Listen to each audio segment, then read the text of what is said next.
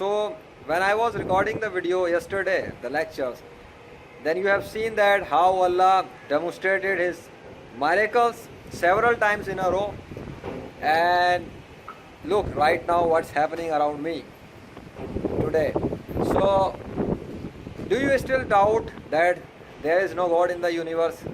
Indeed there is a God, and indeed that God is Allah, and He demonstrated His miracles through the nature. He controls the winds, He controls the clouds, He controls everything in the universe.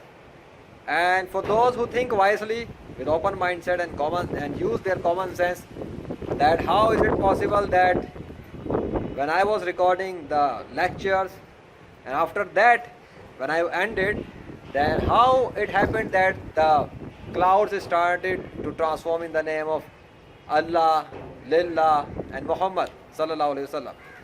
So it is because definitely there is Allah, and definitely the creator of science, the creator of laws of nature, the creator of winds, the creator of trees, clouds, sky, and everything is Allah Wahid al-Qahar, wa Rabb Zul-Jalal. So Muslims in all over the world are worshipping Allah. They are really true worshipper of the true God.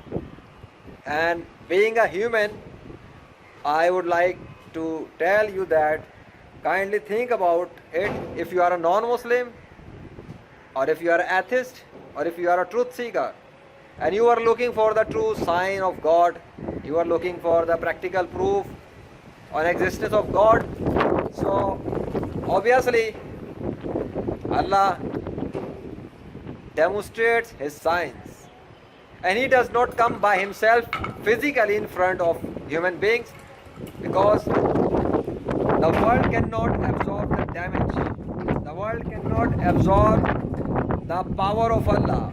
Because if you will study the Quran, because now you know that Allah practically proved His control through the nature, so Allah is really the God.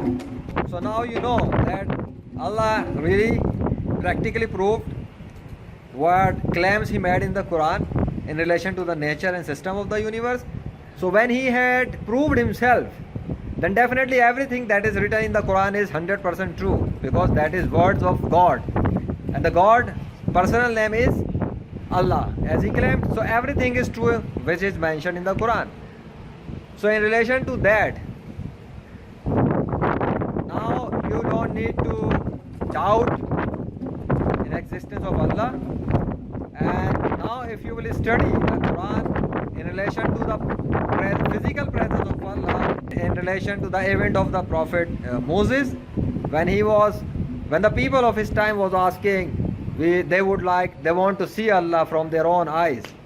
So then they all had died on a mountain when they reached there, and Allah tried to send only a very minor power of Himself over the mountain. The mountain was blasted, and we know that in the 21st century, like there is atom bomb.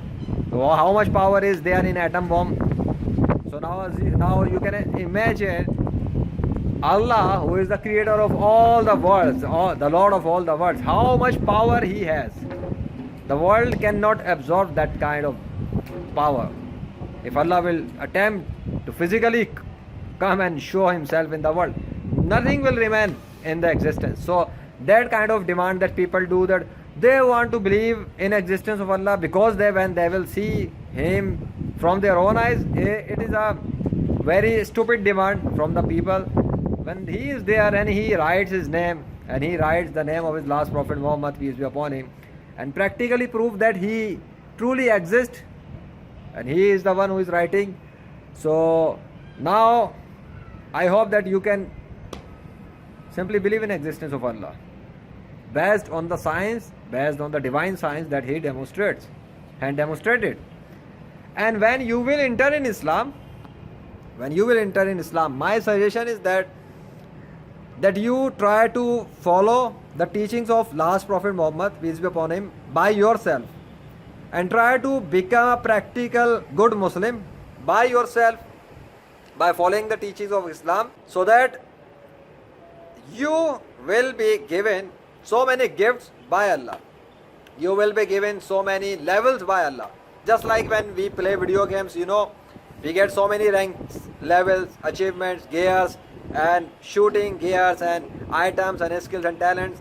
Similar way in the real physical world, when someone is a Muslim and practically trying to following the command of Allah, which are like in teaching this of Islam, so Allah gives them rank, increase their rank, increase the rank of Muslims, give them more talents, more skills, more gifts, more spiritual powers, and so many things that we don't know. I don't know.